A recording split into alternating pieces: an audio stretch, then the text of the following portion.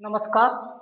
मैं HK और आज का जो टॉपिक रहेगा हमारा वो रहेगा प्रत्यय।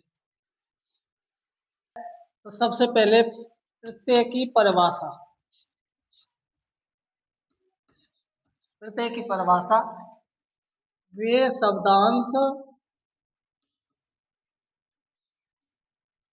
शब्दांश जो धातु व शब्द के पीछे जोड़ते हैं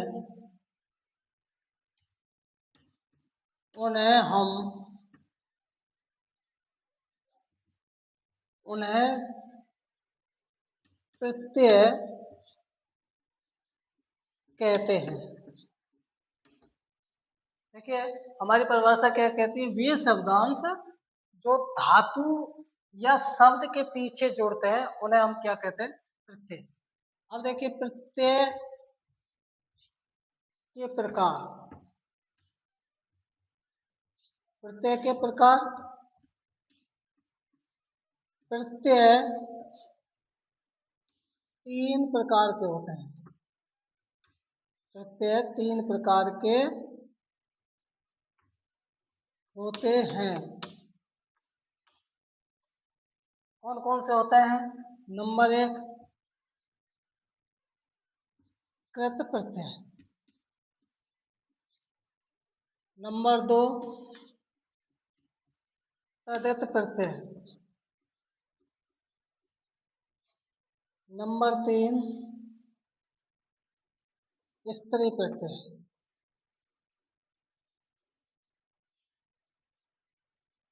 हमारी जो परिभाषा है प्रत्यय की वो कहती है कि वे शब्दांश जो धातु या शब्द के पीछे जोड़ते हैं उन्हें प्रत्यय कहते हैं। जैसे उदाहरण उदाहरण इसका कृ प्लस कत्वा, तो क्या हो जाएगा? ये कृत्वा।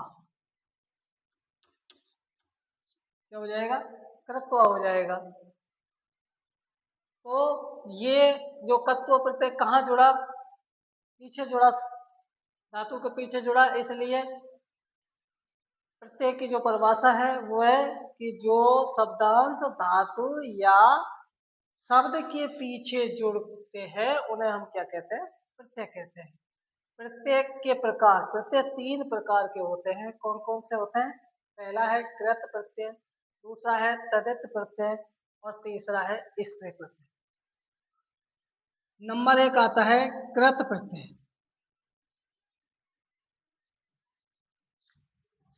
कृत प्रत्यय, इसकी परिभाषा जो शब्दांश धातु यानी कि धातु को क्या कहते हैं? क्रिया। जो शब्दांश धातु के पीछे जुड़ते हैं उन्हें कृत प्रत्यय कहते हैं।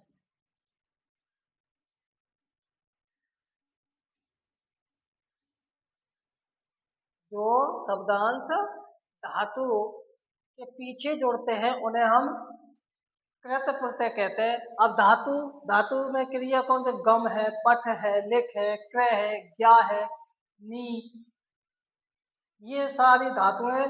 यानी कि कहने का तात्पर्य है क्रिया के पीछे, यानी कि पठ, नी, ज्ञा, लिख, बद, हंस, चल, इनके पीछे जो शब्दांश जोड़ते हैं उनको हम कृत प्रत्यय कहते हैं। कृत प्रत्यय का पहला प्रत्यय है कत्वा।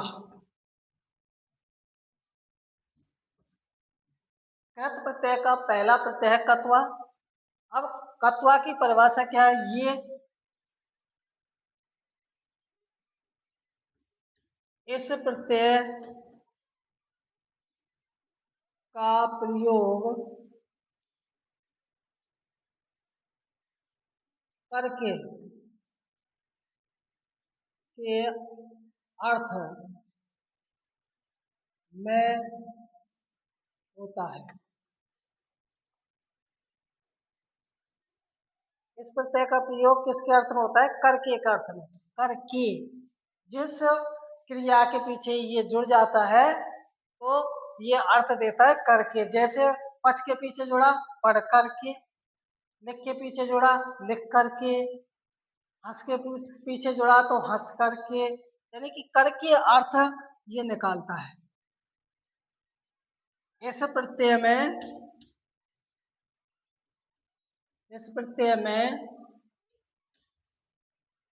त्वा शेष रहता है। इस प्रत्यय में क्या शेष रहता है? त्वा शेष रहता है। त्वा शेष रहता है। इस प्रत्यय में क्या शेष रहता है? त्वा शेष रहता है, यानी कि कत्वा प्रत्यय में कै का क्या हो जाता है? इस कै का लोप हो जाता है। इसका क्या हो जाता है? लोप हो जाता है। और इसमें क्या शेष रहता है?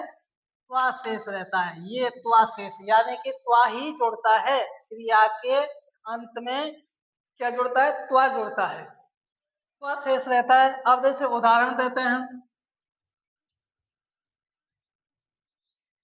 उदाहरण जैसे क्र प्लस कत्वा, क्र प्लस कत्वा।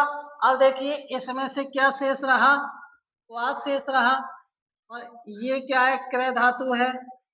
जब इसको जोड़ेंगे तो क्या हो जाएगा? कृत्वा हो जाएगा। क्या हो जाएगा?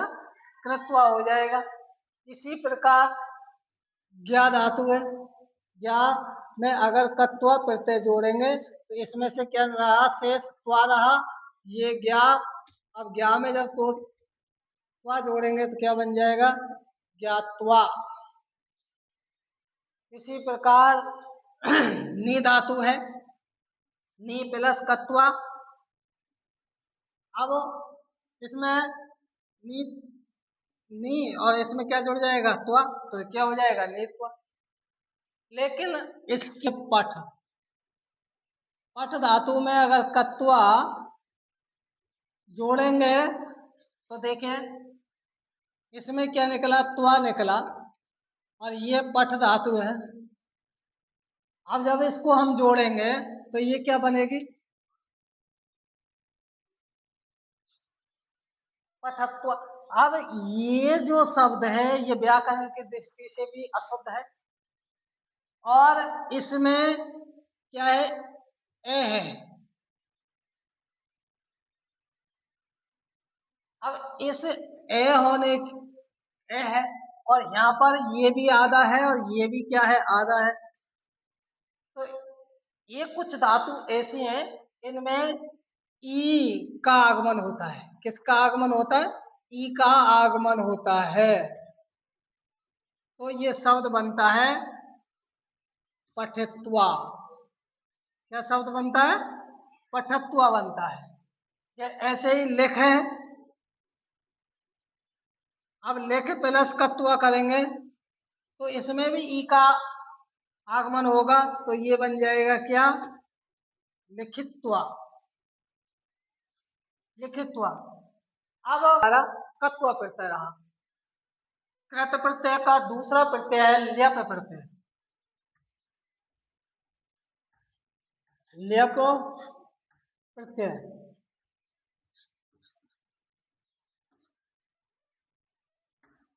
इस प्रत्यय का प्रयोग भी करके के अर्थ में किया जाता है। इस प्रत्यय का प्रयोग भी करके अर्थ में किया जाता है। और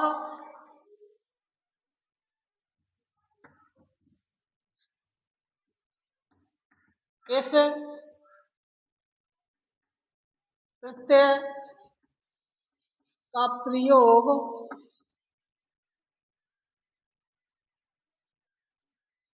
उपसर्ग उपसर्ग के साथ किया जाता है।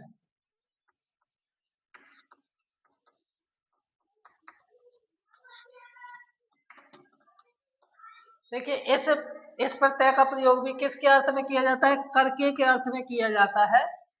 और कत्व प्रत्यय प्रत्यय का प्रयोग भी करके के अर्थ में किया जाता है। लेकिन आप कहेंगे कि साहब इसमें और उसमें अंतर क्या है?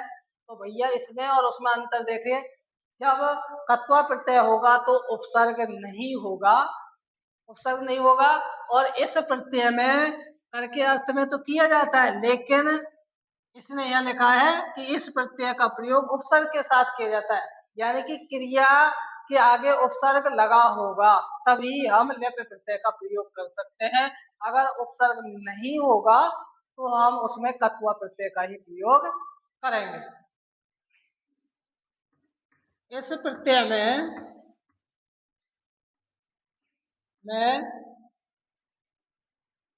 यह शेष रहता है, इस प्रत्यय में यह शेष रहता है। इस प्रत्यय में क्या शेष रहता है? यह शेष रहता है। जैसे कत्वा प्रत्यय में त्वा शेष रहता था, अब इसमें क्या रहता है? यह शेष रहता है। देखिए इस प्रत्यय का भी प्रयोग करके अर्थ में किया जाता है, इस प्रत्यय का प्रयोग उपसर्ग के साथ किया जाता है।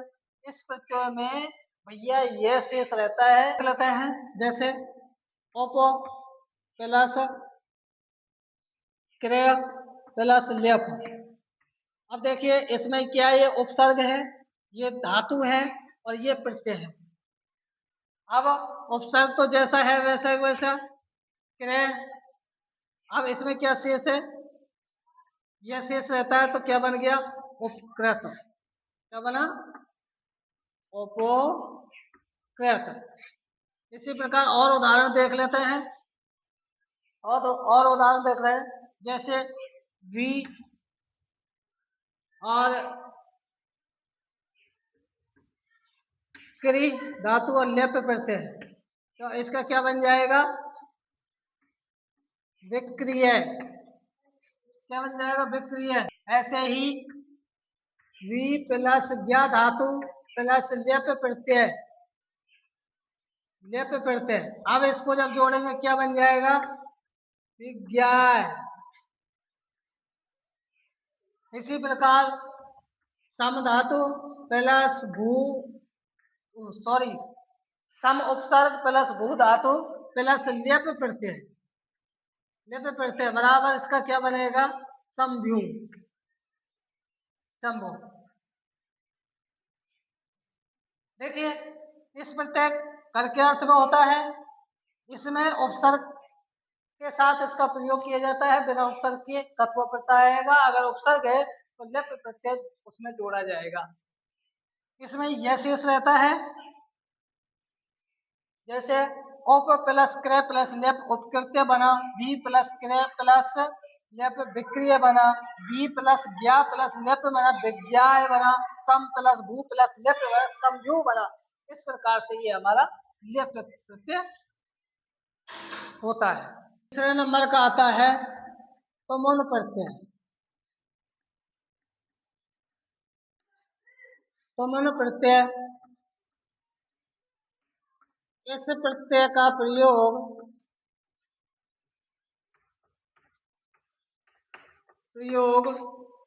के लिए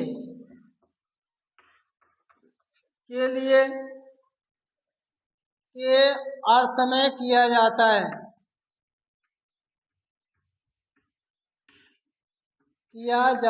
है, इस प्रत्यय का प्रयोग कहाँ किया जाता है? के लिए के अर्थ में किया जाता है। और इस प्रत्यय में तुम शेष रहता है।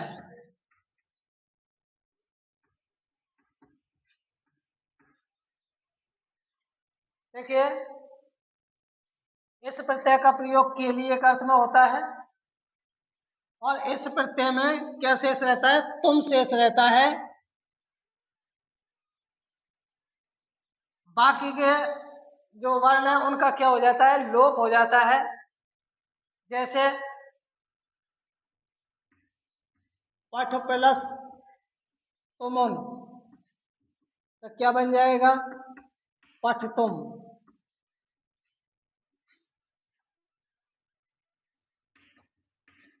लेख प्लस तुमुन, तो क्या बनेगा, लिख लिख तुम।